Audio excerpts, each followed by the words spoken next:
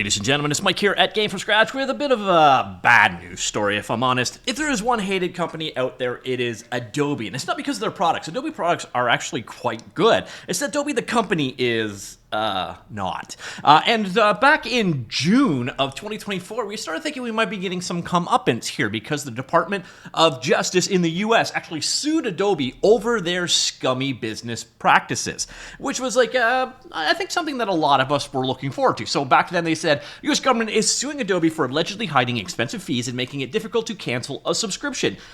In the complaint filed on Monday, the Department of Justice claims Adobe has harmed consumers by enrolling them in its default, most lucrative subscription plan without clearly disclosing important plan terms. The lawsuit alleges Adobe hides the terms of its annual paid monthly plan in the fine print and behind optional text boxes and hyperlinks. In doing so, the company fails to properly disclose the early termination fees occurred upon cancellation that can amount to hundreds of dollars, the complaint says.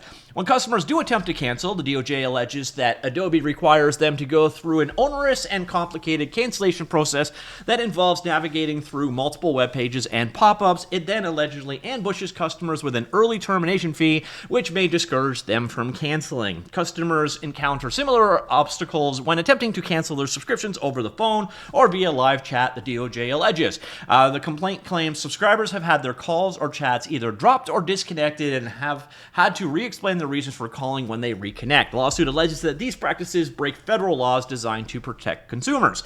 The lawsuit also targets Adobe executives, and this was a little weird, over something else. Not really related to this one particularly, but the final quote is, Adobe trapped customers into years-long subscription through hidden early termination fees and numerous cancellation hurdles. Americans are tired of companies hiding the ball during subscription signups and then putting up roadblocks when they try to cancel. So they set this lawsuit against them, and we all thought, okay, well, maybe this scumbag business practices will finally come to an end, right?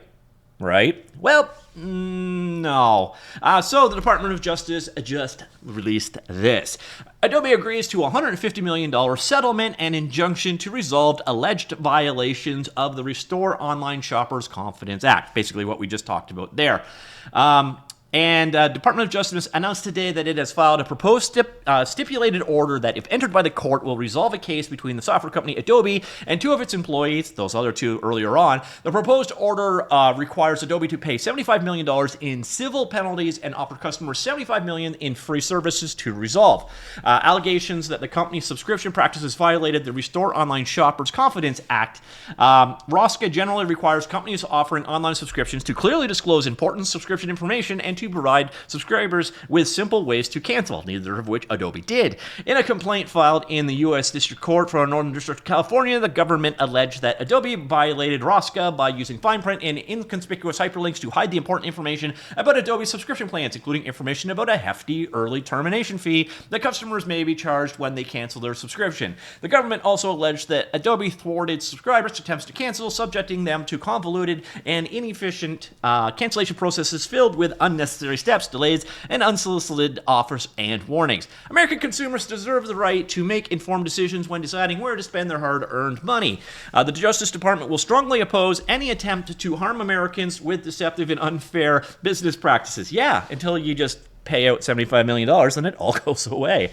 In addition to civil penalties and free services, the stipulant ordered provides strong protections for American consumers going forward. Adobe will be required to clearly disclose any early termination fee and how the fee is calculated before enrolling customers in subscriptions. For any free trial lasting longer than 7 days, Adobe must also remind customers before converting them into paid subscriptions with an early termination fee. Furthermore, Adobe will be required to provide its subscribers with easy ways to cancel their subscriptions. In other words, Adobe will have to follow the ROSCA law. The United States is represented in this action by blah, blah, blah, blah, blah, blah, blah. And then we go over here to Adobe's statement on it. By the way, Adobe does not admit any guilt in this settlement. It's kind of key to things going forward legally.